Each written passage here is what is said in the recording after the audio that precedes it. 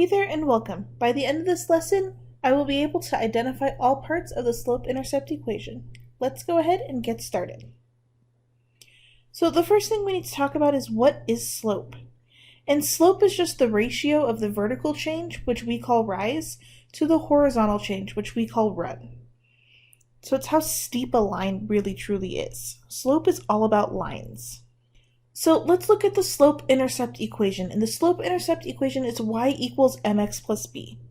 The y portion of this equation is really just a y-coordinate, any y-coordinate from an ordered pair.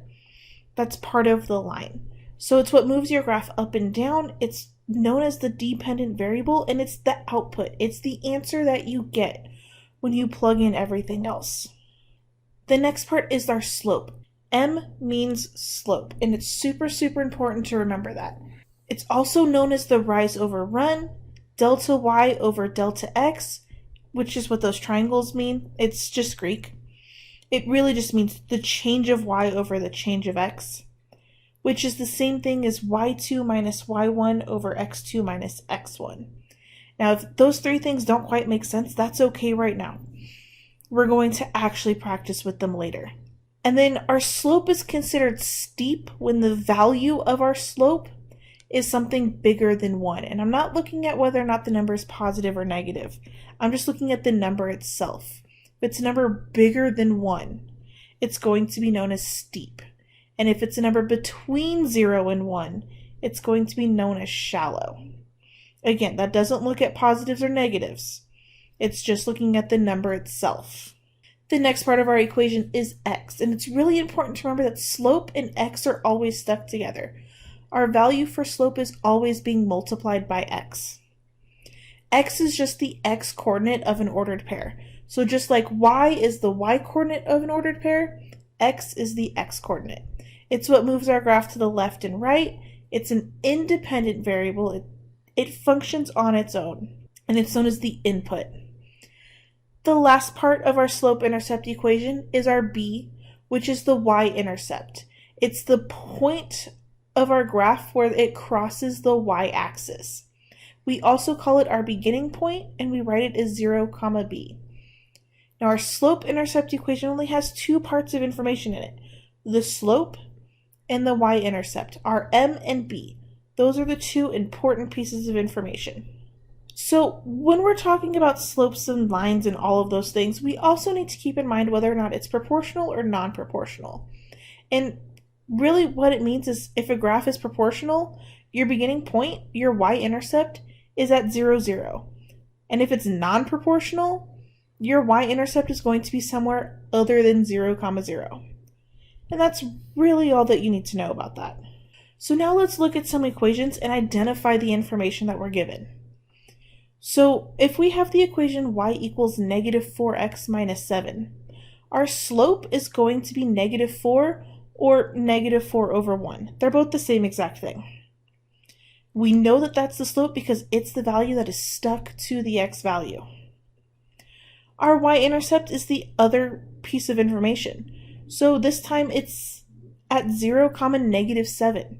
Our beginning point is at 0, negative 7. To get the direction, we're going to look specifically at our slope.